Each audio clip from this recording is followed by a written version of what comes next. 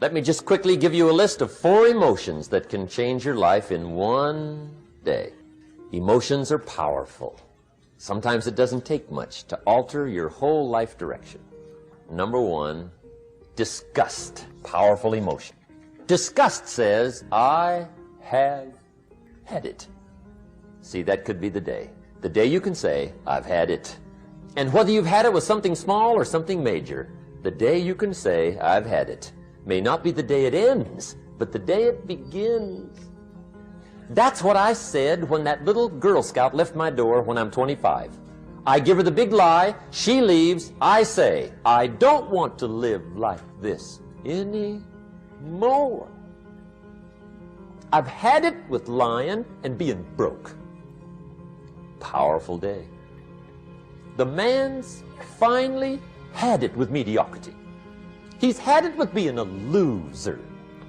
He's finally had it with those awful sick feelings inside, knowing his wife is at the grocery store looking at 2 cans of beans, one marked 37 cents, one marked 39 cents. And the guy sick inside knows his wife's going to buy the 37-cent can, and she doesn't even like the brand.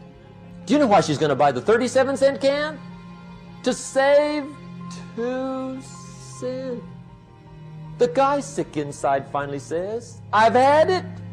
Being on my knees in the dust looking for pennies? We're not living like this anymore. Could be the day that turns your life around. The day you can say, I've had it. He walks into his closet and rips everything in it to shreds and says, I've worn this embarrassing stuff for the last time. And not only will I never wear it again, no one else will ever wear it again. Commit an act that says, I've had it. Powerful. Here's the next one. Decision. And decision making is powerful. And it's emotional.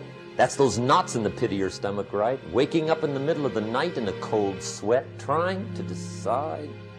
We sometimes call it inner civil war. What shall I do? Well, for progress, you must decide.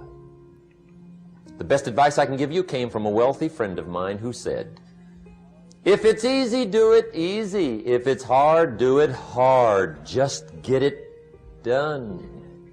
If you went home tonight and in the next few days cleaned up a whole list of decisions, that might furnish enough inspiration for the next 10 years.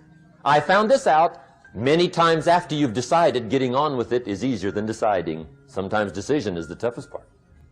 Here's the next emotion, desire, wanting to bad enough.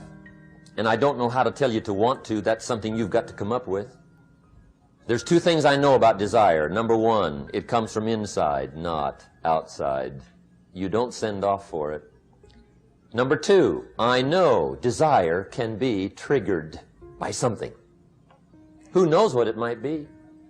Sometimes desire waits and sleeps for something to happen. Maybe it's a book, maybe it's a song, maybe it's a sermon, maybe it's a lecture, a seminar, maybe it's the conversation of a friend, a happening, an event. Who knows? The best advice I can give you is what I give my staff. It goes like this: welcome every human experience. You never know which one is going to turn it all on. Even the bad experiences. Sometimes from the bitterest experience comes the greatest awakening. So let down the barriers, take down the walls. The same wall that keeps out disappointment keeps out happiness. Let life touch you. Don't let it kill you, but let it touch you. Here's the last one. This one's powerful. Resolve. Resolve says, I will. 2 of the most powerful words in the language. I will. Benjamin Disraeli once said, nothing can resist a human will that will stake even its existence on the extent of its purpose. Shortly put, I'll do it or die. See, that's powerful. That could be the day that turns your life around.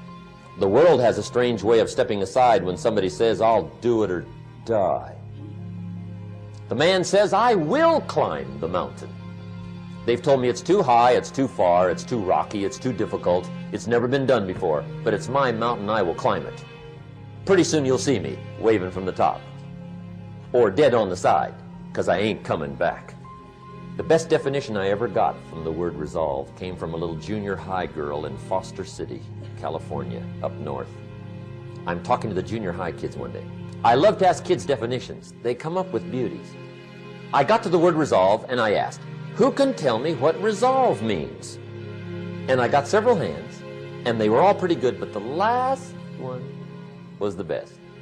Little girl, about 3 rows back, held up her hand. She said, Mr. Rohn, Mr. Rohn, I think I know what resolve means.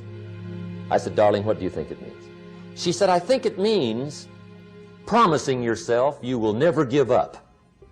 I said, that's it. Webster, stand aside. That is the definition. Promise yourself you will never give up. I asked the kids, how long should a baby try to learn how to walk?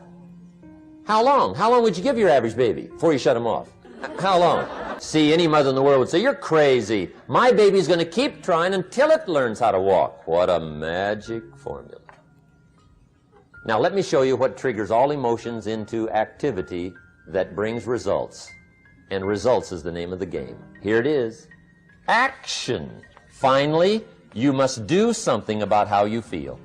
Jesus, the master teacher, said, don't just be listeners, be doers. The world admires the doers.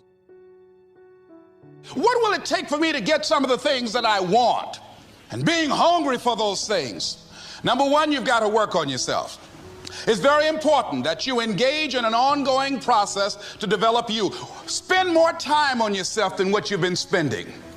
It's very important. You owe that to yourself. I was reading a book by Og Mandino called The University of Success. Read one line, gave me a chill. I didn't have to read anything else in the book. He said, many of us never realize our greatness because we become sidetracked by secondary activity. We spread ourselves too thin, don't know how to say no.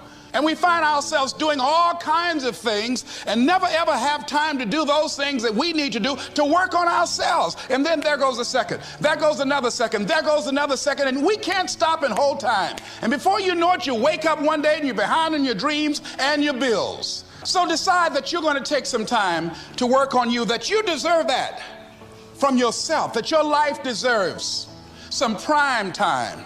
Because you are creating your own production. As Michael Todd would say, you are the star of your show. You are the director. You're writing the script. And you will determine whether your life is a smash office hit or flop. You determine that. Working on yourself, talking to yourself. That's so very important. Overcoming the negative conversation, that inner dialogue that's going on all the time, all the time. Even when you don't want it to be there. You can't stop yourself right now from thinking. You can't do it. It's going on. And so learning how to empower yourself, part of doing that is standing up to yourself. You've got to stand up inside yourself sometimes and say, shut up. You've got to do this.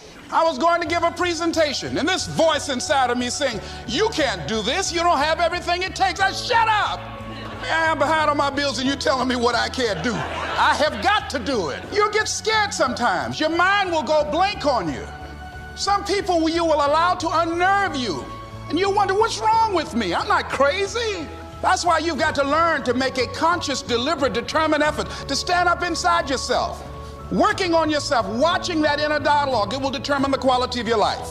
I don't believe this. I know this. So you have got to stand up to that voice. When you're working on something you want to achieve, you have got to stand up to that voice.